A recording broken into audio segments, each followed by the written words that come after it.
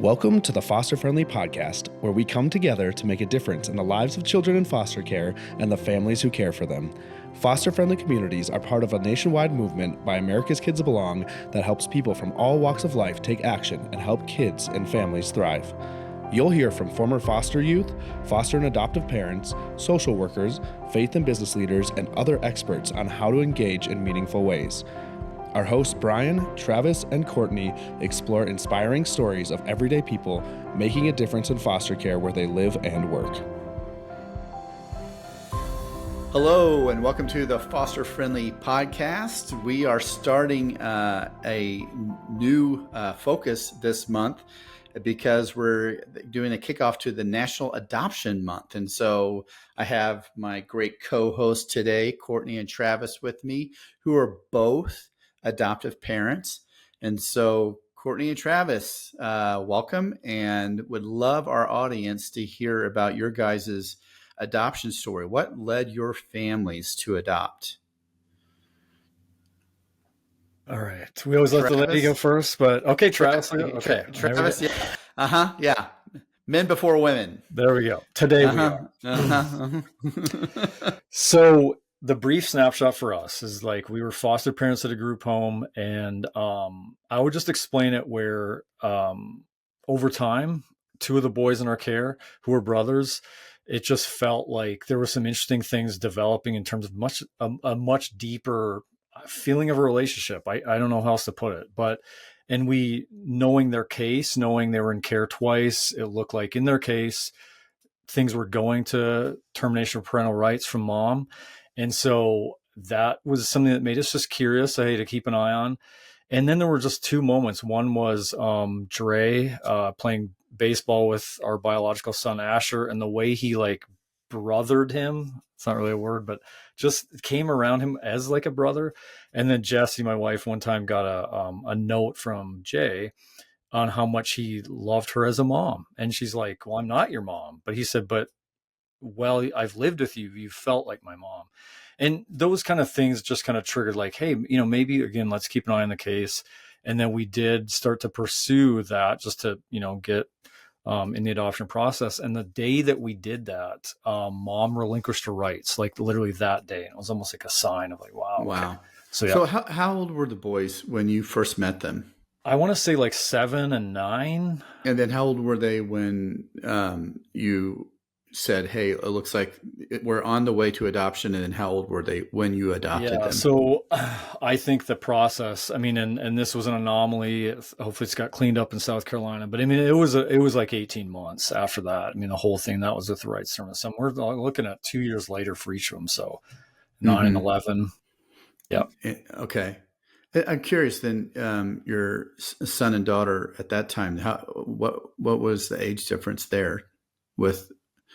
It would have been something like, and that's the other thing. We just did disrupt the birth order of that. Joelle was our oldest, and at the time, maybe was she 7? I want to say there's a 2 hour to Dre and then up Jay higher. So 7 and 5, if I'm guessing.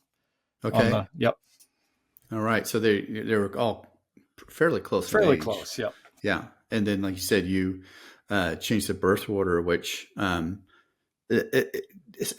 unpack that a little bit. Why'd you bring that up? Why is that interesting? This is cool with this conversation around a lot of reasons. Like people have fair objections or some myths and stuff like that. But I know, and Courtney can speak to this well. But it's definitely a thing, and some people it's a thing in their particular family that they don't want to mess the birth order up because they've heard and read all kinds of things of where family dynamics and sort of power struggles and stuff can ensue. And, and I think some of that's real. We certainly saw the tension between Joelle and Jay particularly, and kind of being compassionate towards her sort of losing that spot, if you will. Mm-hmm. But at the same time, I think it can also be overblown. And I think that there's ways that you do work around and through that. And in some ways they're also the closest at times. So yeah. Yeah. Interesting. Courtney, what about your story? Yeah, I try to be really brief. My husband and I met, dealt with infertility, and started looking into adoption before we had our biological kids, and then we got pregnant. So we had 3 kids, and then it was kind of like, 3 kids. Are we both come from families of 3? Or are we done? Are we having more? What are we doing? And just both really felt like God was leading us to grow our family through adoption. So we ended up adopting internationally a young little girl from Congo. She was 9 months when we brought her home. When we went there, our hearts were completely broken for older kids. So then we were also in a concurrent adoption through Ethiopia, changed our request to older kids, got their referral within a month because we had, opened our door to older kids. Even though our son at the time was 6. So our oldest at the time was 6. So we broke birth order as well. Brought our 2 boys home. And then we were foster parents at the time. And we were broken for these older kids that we saw at these orphanages, and wanted to adopt older kids again. And then we got this little flyer in the mail, the Heart Gallery of North Dakota. That's where we lived at the time. We saw this picture of our daughter. She was clearly Ethiopian, like looked Ethiopian, and started looking into things and ended up adopting her through foster care, but she was originally from Ethiopia. And then, thought we were done. We're like, we're done. We're not adopting again. Moved to Colorado. We got licensed in Colorado. We told our agency when we got licensed, we are just fostering. We want to mentor birth parents. That's what we want to do. And the very first case that came into our home led to adoption. And then, they were in our house 7 days old and 2 years old when they first came to us. And then 2 years down the road, it goes to adoption. And it's like, would you guys like to adopt these 2? It's like, we could have said no, but it's kind of like, how can we say no? They've been with us for 2 years now. They're part of our family.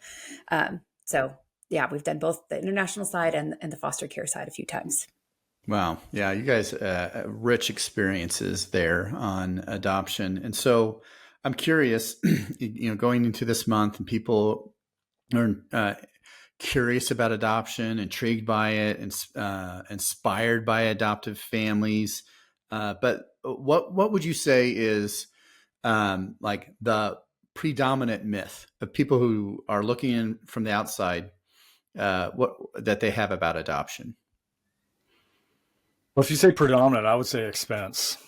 And equating all adoption with international or private adoption, that can be very expensive. But time and again, you will hear when we loop into foster care being part of the equation, foster care adoption, the expense that people think would knock them out. Yeah, because international adoptions can, I don't know what the going rate is today, but my guess is like $40,000. Yeah. So Courtney, what would you say is a myth that people have when they think about adoption? I would say the misconception that it's this easy peaches and roses type situation.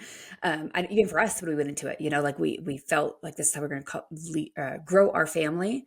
But we didn't know. We had no clue what it was going to come with, and so the thought of it's just a beautiful thing. It's wonderful, awesome families, but not putting into reality the marriage of the adoption, which we can get into later, the grief that comes with, the trauma, the loss, all of these things, and why it takes a lot more than just this family that's going to love them and welcome them into their home.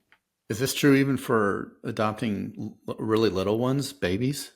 100%. Another one. Yeah. Okay. So, since this is a National Adoption Month and we do have a focus on adopting through foster care, I do want to make sure we mention the other ones, and you guys have already more than alluded to one of them at least. So there are three main ways to adopt. So through foster care, internationally, which we heard Courtney's story there, and then the other one is just through typically a domestic, through a private agency, usually adopting a baby. But again, we focus on, and we're grateful for all those ways, and they all have some unique advantages and challenges. I'm curious, talking about advantages and challenges, when there is adopting through foster care, Courtney, I've heard you say before that you think there's an ethical advantage through foster care. Unpack that a little bit. Yeah, well, Travis mentioned the money, right? There's a reality that adopting internationally, even private domestic adoption, it costs a lot of money. And when you have money involved, there's more red tape. There's more unethical things happening. I've heard of kids being trafficked and abducted and adopted, and that's reality. And so we don't have that when it's adoption through foster care, right? There's not the money involved. There's also not the loss of typically of moving a child across the country or across countries across the globe to a new language, to a new culture, to removing all those things. So there's loss, a lot of loss, but it's a different amount of loss when it's adoption through foster care. Yeah. And the reality that foster families should go into foster care with a lens of reunification is likely going to be the outcome, and not going into it just with the lens of I'm going to grow my family at whatever cost, at whatever length it needs to be.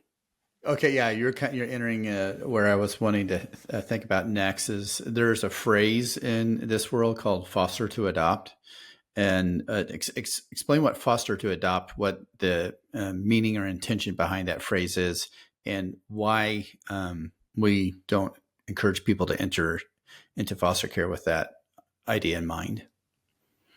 Yeah, you just kind of said it. I mean, it's in the words, right? With the mindset of I am fostering with the goal to adopt.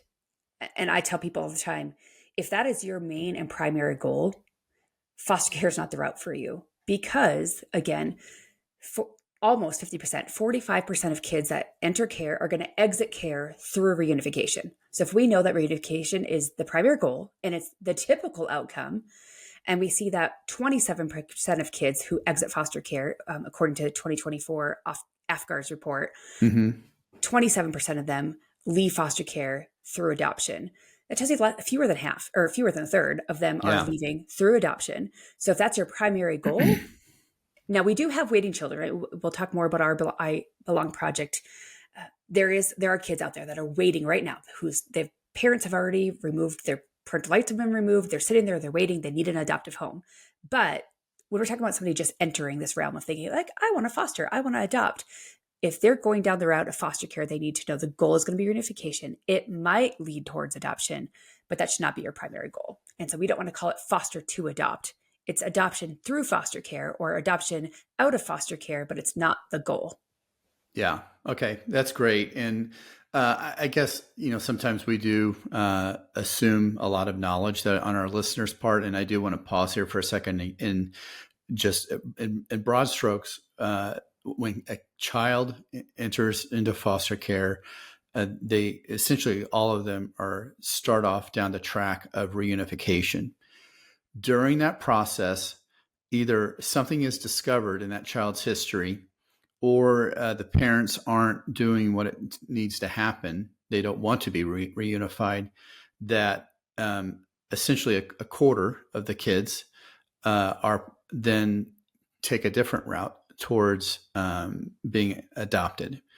And so that's the world of foster care, kind of those two big categories, with 3/4 of them in one bucket and the other quarter heading down this other way. So, and helping people think through, again, adoption that happens through foster care, there's other, I think, misconceptions. And so what misconceptions would you say that people think it's true that this is the case, and you would say, actually, that's false? So list some off for us. I'll let you each take some turns. You have to be married. Okay. So some people think, yep, I'm not married, so I can't do this. I can't foster, I can't adopt. And that's not the case. I mean, I think all of us know single parents, male and female, moms and dads who are not married, who have chosen to foster and adopt kids. And we've interviewed more than one. I will give the caveat, though. I get the forms from AKB's website, and I get probably at least one every few months of somebody asking the question, can I foster or adopt, even though I'm married and my spouse doesn't want to? Yeah. So no, you cannot adopt if you are married or have a partner that you're living with and one of you's on board and the other one isn't, they're going to say no to you. You have to both be on board. It has to be a joint effort. Can't be one Good or. caveat. Yeah. Good Yeah. clear Thanks that for up. the yeah. Okay. What's another thing that people think is true but isn't? You have to own a house. Thinking that you have to, be completely established, own a house. You can't rent, you can't live in a townhouse or apartment, which is false. You can live in an apartment. You can live in a townhouse. You can be renting. You can be even living with other people. Like if you have people living in the basement or something, they'll have to go through background checks and fingerprints and those things if they live with you and they're over 18. But there are all sorts of realms of living that will be allowed Beyond home ownership. Yeah. Okay, great. Give me another one. You can only adopt a child in your area. Okay, so if you're living in a certain state, in a certain part of the state, then you think that the kids that are adoptable have to live where I live, and so that's not the case. Now there might be caveat. That's a caveat too, right? It's true that you can adopt beyond where you live, but give me the caveat there, Travis. Yeah, I mean, I think that, and we would all agree with this, that while that's true, and but child welfare is always going to prioritize, as they should, who's nearest by, who, for all the reasons. I mean, there's so many reasons around, not being uprooted into another state or even, across a state. So they're going to really, we don't have the exact prioritizing stack. I mean, of course, they have all the different things that go into the pot of stew to mix up there, but that's a big one of like proximity for sure. Yeah. Another one that you guys would show that is not the case is that you can't have your own biological children if you're going to adopt. And you two are examples of that not being the case. You both had your kids before adopting. And then another one that is, I think, just really surprises people is the age that kids are only adoptable if they're under 18 years old. And I think we all know some young adults who said they wanted to be adopted who were in their 20s. Yeah, we did a webinar with a young lady who was adopted in her 20s, and just listening to her speak to the why and like that, hearing her say, like we know, like we can say from AKB's standpoint, as a parent standpoint of, we believe that children belong in families, people belong in families, but then hearing it through her lens of being like, I was an adult and I still wanted that sense of belonging in a family as a 26-year-old. It's like, wow, it is something we all want. Yeah. That's a good point. Yeah. So people are surprised by all these things of adoption that they think might preclude them from adopting. So be sure to really look into what the truth is, so that you don't count yourself out before you even start, because some of those things you might be assuming aren't the case.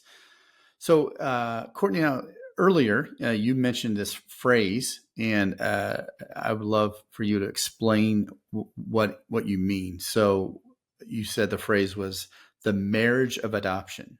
What is that? And unpack that for us.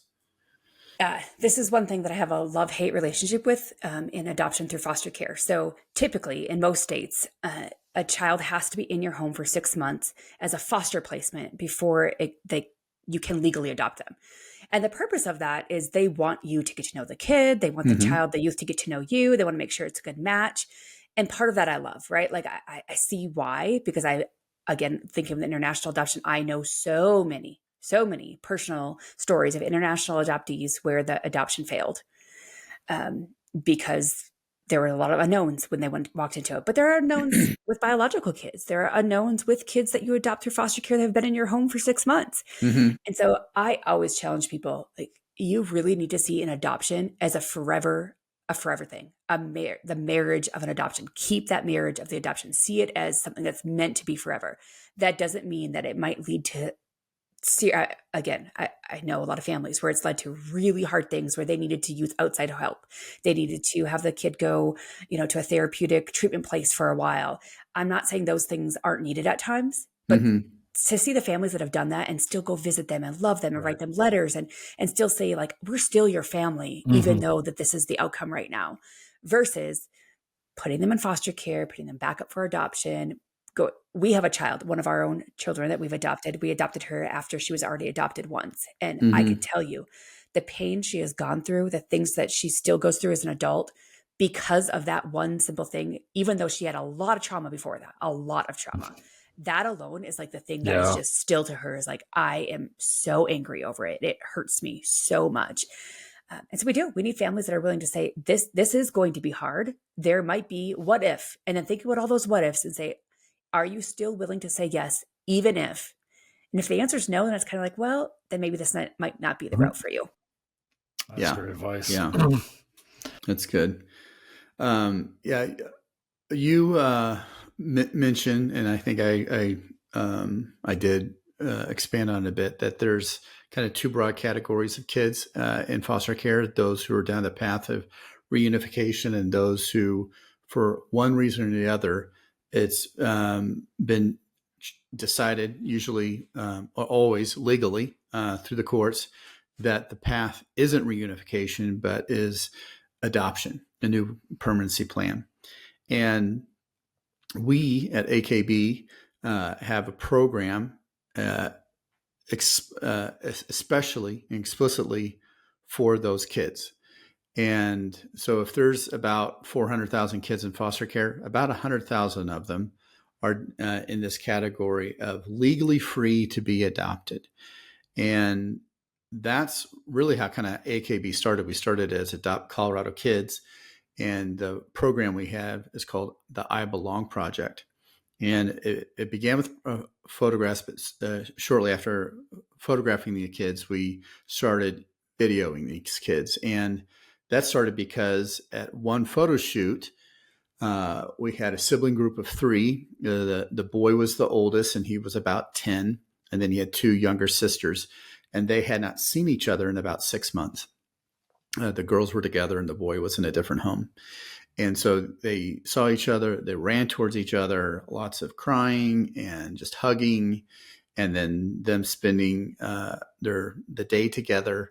And then when that photo shoot was done, the boy coming up to my wife and saying, how long will it take for you to find a family for us?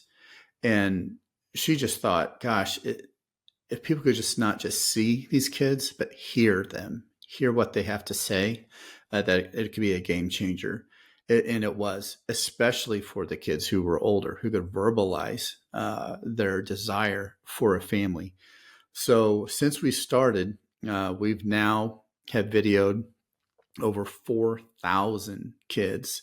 Wow. And we have nearly a 60% a successful placement rate. And the thing that I like to explain to people is our innovation wasn't videos, wasn't technology. It was trust that we worked so hard to do this in a way that really honored the kids, gave them dignity, protected them while we're trying to promote them.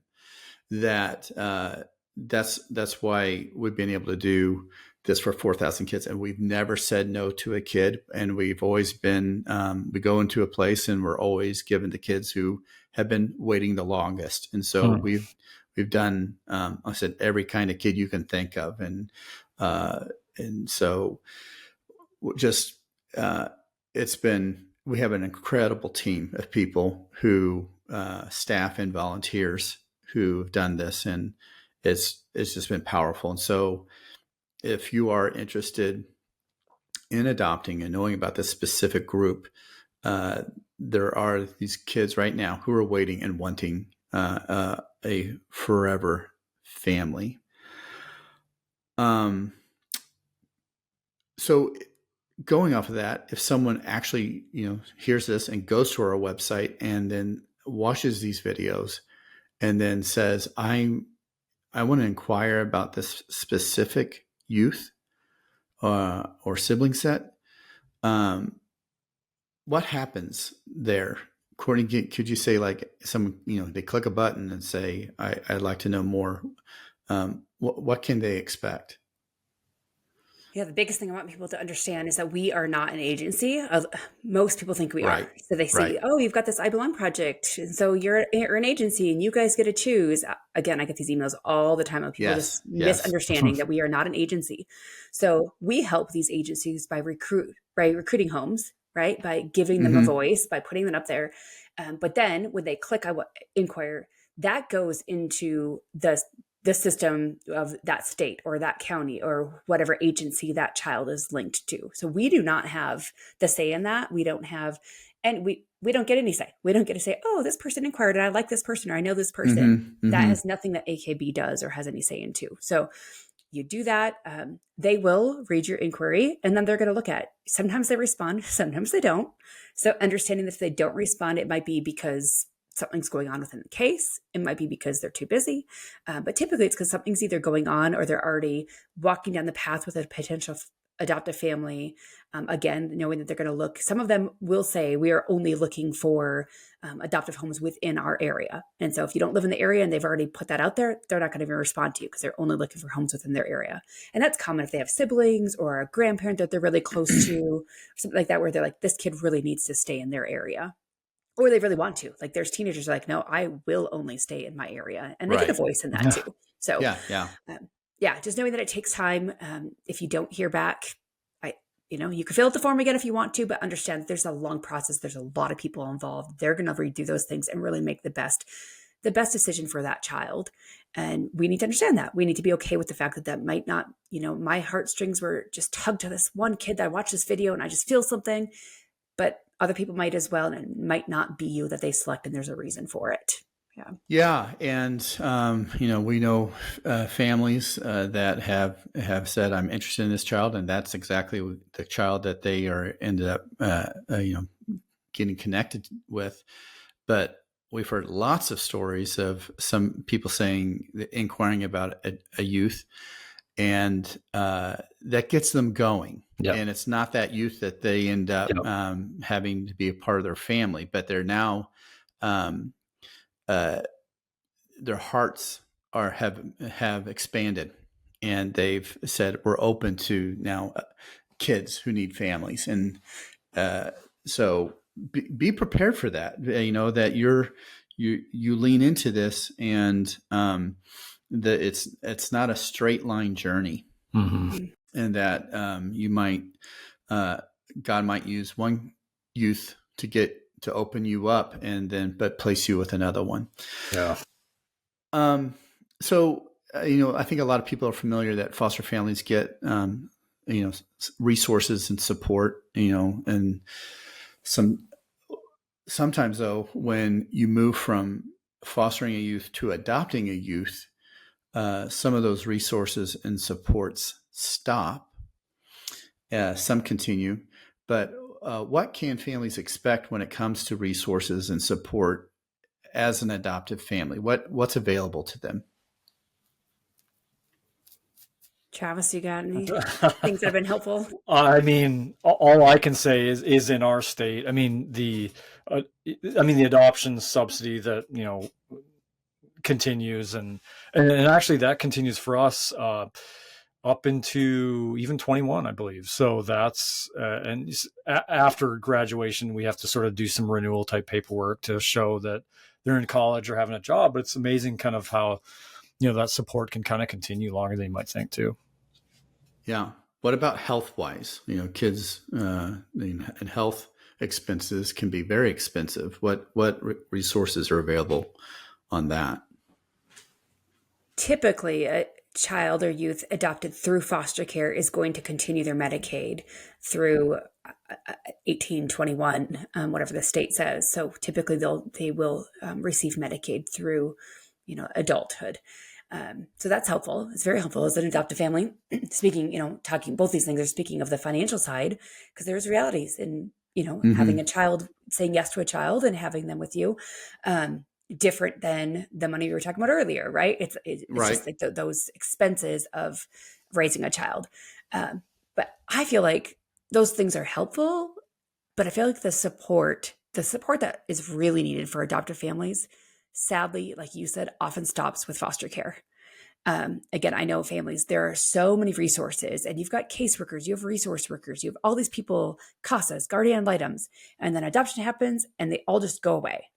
And now this adoptive family is left to kind of figure it out. And that's when the real, yes, maybe a kid was with you for 6 months and now they're adopted. It's just not like 6 months and everything's just easy peasy, right? Yeah. And so these hard things come up, and that's where I feel like that's something that we really need more of in our country, is people stepping up to say, okay, I see that these adoptive families are struggling with mental health, or they're struggling with big behaviors or sexual, whatever it might be, and really having more resources to come alongside adoptive families. I just feel like it's not where it needs to be, even close.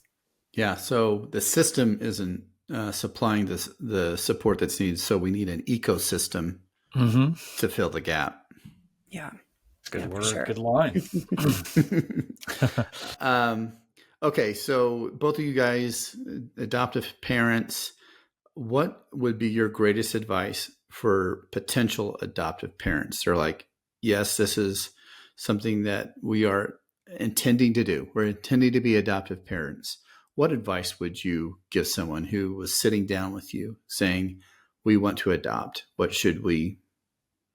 advice could you give us? Courtney, go ahead. I would say find those adoptive families that are going to be real and open and honest with you, and ask them the hard questions, and then ask yourself those hard questions. What has been the hardest thing? What has been something that you didn't expect? What has been something that you didn't know you could get through, but you did with the help of other people or the help of your faith or whatever it was that helped you get through the situation?